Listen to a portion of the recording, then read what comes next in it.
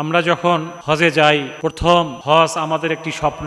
আমরা এই স্বপ্ন নিয়ে হজ করতে যাই, দীর্ঘদিনের স্বপ্ন, সারা জীবনের স্বপ্ন। আল্লাহর ঘরকে আমরা দেখতে চাই। প্রথম যখন আল্লাহর ঘরের দিকে তাকিয়ে থাকি, তখন মনে হয় যেন তাকিয়েই থাকি, চোখ ফিরাতে চায় না। আল্লাহর ঘরের মেহমানগণ আল্লাহর কাছে হাজিরা দেন। তারা এই ঘরের দিকে তাকিয়ে তারা দোয়া করেন, নিজের গুনাহ খাতা মাপ চেয়ে নেন। আল্লাহ রাসূল হাদিসে বলেছেন, কাবা ঘরের দিকে প্রথম দৃষ্টি দিয়ে মানুষ যা দোয়া করে, আল্লাহ তাআলা সে দোয়া কবুল করেন। আমরা সেই ঘরের দিকে তাকিয়ে থাকি। এই ঘরের মালিক যিনি, তার কাছে আমরা হাজিরা দেই। আমরা সেখানে তাওয়াফ করি। এই তাওয়াফের মধ্য দিয়ে আমরা আল্লাহ তাআলাকে একটা মেসেজ দিতে চাই, লাব্বাইক আল্লাহুম্মা লাব্বাইক রব্বুল আলামিন, আমি হাজির হয়েছি, আমি তোমার গোলাম। আমি দীর্ঘদিনের স্বপ্ন ছিল তোমার এই ঘরকে তাওয়াফ করব, তোমার এই ঘরকে দেখব, তোমার এই ঘরের সোহবতে আমি আসব। আমি আজ তোমার ঘরে তাওয়াফ করছি, একসাথে মুভ করছি। এই একসাথে মুভমেন্টের মধ্য দিয়ে আমরা বলি যে রব্বুল আলামিন, আমি হাজির, লা ইলাহা ইল্লাল্লাহ, তুমি ছাড়া কোনো ইলাহ নাই। আমরা বলছি লাব্বাইক আল্লাহুম্মা লাব্বাইক রব্বুল আলামিন, আমি এখানে হাজির হয়েছি।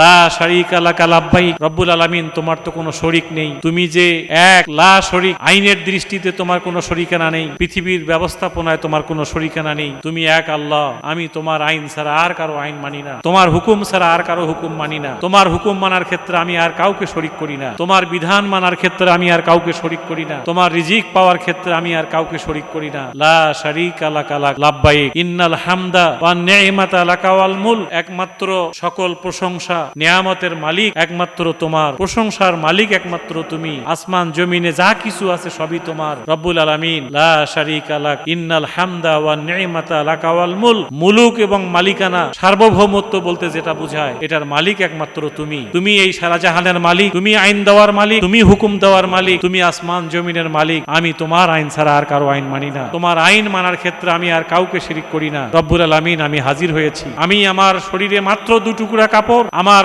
গাড়ি বাড়ি সব ফেলায় রেখে এসেছি, আমার জমি জায়গা সব ফেলে রেখে চলে এসেছি। তুমি একমাত্র আমার রব, তুমি আল্লাহ, তোমার কাছে আমি হাজির হয়েছি। এইভাবে 7 চক্কর দিয়ে আমরা তাওয়াফ করি আর আল্লাহর কাছে বলি, রব্বানা আতিনা ফিদ দুনিয়া হাসানা ওয়া ফিল আখিরাতি হাসানা ওয়া কিনা আযাবান নার। রব্বুল আলামিন, তুমি আমাদেরকে দুনিয়ার কল্যাণ দান করো এবং আখিরাতের কল্যাণ দান করো এবং জাহান্নামের ভয়াবহ আযাব থেকে তুমি আমাদেরকে রক্ষা করো। এভাবে তাওয়াফ করার মধ্য দিয়ে আমরা আল্লাহ তাআলার কাছে হাজিরা দেওয়ার মধ্য দিয়ে আমাদের নিজেদেরকে পেশ করি, রব্বুল আলামিন, আমার নিজের বলতে কিছু নেই। আমি 2 টুকরা সাদা কাপড় পরে তোমার দরবারে হাজির হয়েছি। এই 2 টুকরা কাপড় নিয়েই আমাকে একদিন কবরে চলে যেতে হবে। আমার বাড়ি ঘর সম্পদ জায়গা সবকিছু ফেলে রেখে তোমার দরবারে হাজির হতে হবে। তার নমুনা হিসাবে আজকে আমি তোমার দরবারে হাজির হয়েছি। রব্বুল আলামিন, তুমি আমার গুনাহ খাতা ক্ষমা করে দাও, আমাকে দুনিয়ার কল্যাণ দান করো, আমাকে আখিরাতের কল্যাণ দান করো এবং জাহান্নামের ভয়াবহ আযাব থেকে আমাদেরকে রক্ষা করো। আল্লাহ তাআলা এই মানসিকতা নিয়ে আমাদেরকে তাওয়াফ করার তৌফিক দান করুন।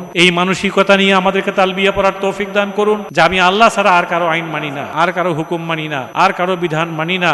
আল্লাহর কোরআন, আল্লাহর বিধানেই আমার একমাত্র বিধান, আল্লাহর আইন একমাত্র আমার কাছে আইন। এই বিধান পালন করার মধ্য দিয়ে একজন হাজীকে আল্লাহর ঘর তাওয়াফ করা এবং তালবিয়া পড়ার যোগ্যতা আল্লাহ আমাদেরকে দান করুন। আমা তৌফিক ইল্লা বিল্লাহ। আসসালামু আলাইকুম ওয়া রাহমাতুল্লাহ।